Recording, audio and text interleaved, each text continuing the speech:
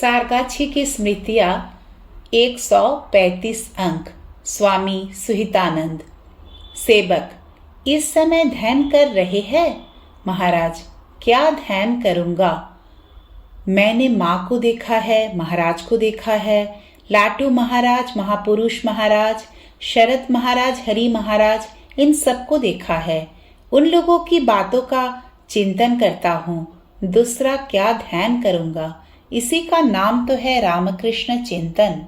सेवक, आप क्या रामकृष्ण लोक में हैं?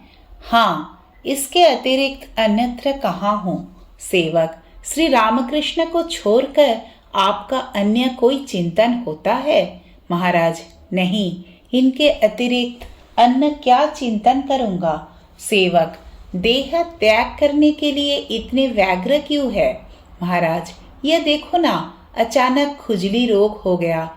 अब यह मन रामकृष्ण लोक से यहाँ चला आया।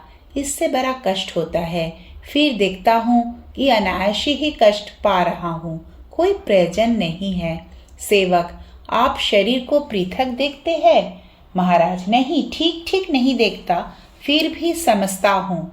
मैंने पहले ही बताया है, मेरी धारणा आदि ठीक है, किंतु शरीर की स्थिति से ऊपर नहीं उठ पाता हूँ। सेवक, आप तो रामकृष्ण लोक के चिंतन में है, तब क्या हम लोगों की बातें स्मरण आती है? महाराज, हाँ, किंतु एक साथ नहीं। तुम दिन भर साथ साथ हो, मन में खूब स्मरण आता है। 28/8/1966। रोग का कष्ट, सभी बातों में पर निर्भरता, असह्य अवस्था में निवास। एक दिन एक विपरीत परिवेश में ही महाराज को चुपचाप देखकर सेवक बोला, महाराज, आज तक आपको इतने वर्षों से इतने निकट से देखता हूँ, लगभग 24 घंटे, किंतु कभी भी आपको क्रोधित होते नहीं देखा। महाराज, क्या करूं बताओ? गुरु ने जो नाम दिया है उससे कैसे क्रोध करूंगा? 29/8/1966। सेवक, अच्छा, कोई माँ के पास जाते हुए कांपते थे, जैसे स्वामी ब्रह्मानंद जी, और कोई अपनी माँ समझते थे, जैसे बरदा महाराज। इनमें उच्चतर कौन है? महाराज की बात अलग है। सेवक, आप क्या उन्हें अपनी माँ समझते थे? महाराज, पहले थोड़ा संकोच था, कुछ जगन्माता का भाव था, बाद में माँ का पत्र मिला। माँ के रूप में बोध रहने से किसी साधन भजन की आवश्यकता नहीं। इसके बाद से माँ के रूप में बोध होने लगा। सेवक, तब क्या जगन्माता का बोध रहता था? महाराज, हाँ, वह भी रहता था, माँ का बोध भी रहता था। रात में भवनाथ कहाँ गया? क्या मैंने स्वप्न देखा?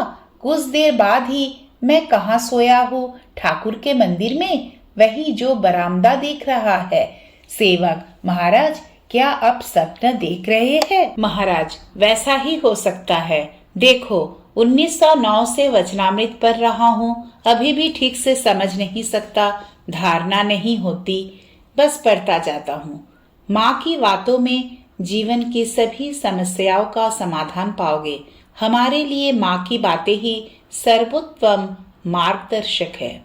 29/8/1966। सेवक, महाराज, आज कोई टॉनिक नहीं दीजिएगा? आध्यात्मिक टॉनिक का नहीं दीजिएगा? महाराज, मेरे पास ही नहीं है।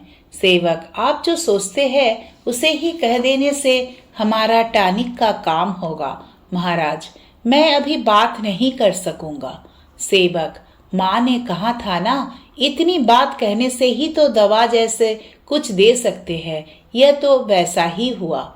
2/9/1966। महाराज, मैं ढाका से आया, काली कृष्ण महाराज ने कैसा आदर सत्कार किया, खाने को दिए, हाथ धोने की इच्छा होने पर उठने नहीं दिए और बोले, वहीं धो लीजिए। विशुद्धानंद महाराज ने मुझसे कहा, माँ ने एक हाथ क्यों रखा है, दोनों ही ले सकती थी। माँ की गोद में शिशु होकर रहने में अच्छा होता, इसीलिए उनका ही आशीर्वाद है इस समय इस हाथ से खा सकता हूँ। माधवानंद महाराज संघाध्यक्ष होने के अगले दिन ही सारगाछी गए। उनके सिर पर एक बड़े छाते की छाया में उन्हें ले जाया गया। वर्षा हो रही थी। मेरे पास बैठकर उन्होंने कितनी बातें की। देखता हूँ इस बार प्रभु महाराज क्या करते हैं और कहते हैं। सेवक, गुरुदास महाराज की बात याद नहीं आती? महाराज, खूब। वार्लोगंज में 1 वर्ष एक साथ था। सेवक, क्या क्या बात होती थी बताइए ना? महाराज, कुछ याद नहीं है। सेवक, बातचीत तो निश्चय ही बंगला में होती नहीं थी। महाराज, नहीं, अंग्रेजी में। सेवक, क्या वे कुछ भी बंगला नहीं समझते थे, जैसे प्रणाम, नमस्कार आदि? महाराज, कुछ कुछ। सेवक, उस समय शांतानंद महाराज भी वहीं थे? महाराज, हाँ, वे कंखल हरिद्वार में रहते थे, बीच बीच में आते थे। सेवक, आप लोग आपस में क्या बातें करते थे? महाराज, ठाकुर की बातों को लेकर चर्चा होती थी। सेवक, तब वहां स्वामी अनुभवानंद महंत थे, वे भी माँ के शिष्य थे। आपको मोक्षदा बाबू की बातें याद नहीं आती? महाराज, बहुत, प्राय याद आती है। सेवक, स्वामी सत्संगानंद की बातें? महाराज, स्कूल में एक साथ पढ़ता था, उनकी बात प्राय याद आती है। वे सब कैसे है? सेवक, लगता है आपका शरीर भी अब और अधिक दिन नहीं रहेगा। महाराज, अरे फूल चंदन कहाँ है? लाओ, तुम्हारे मुख पर रखूं। 4/9/1966।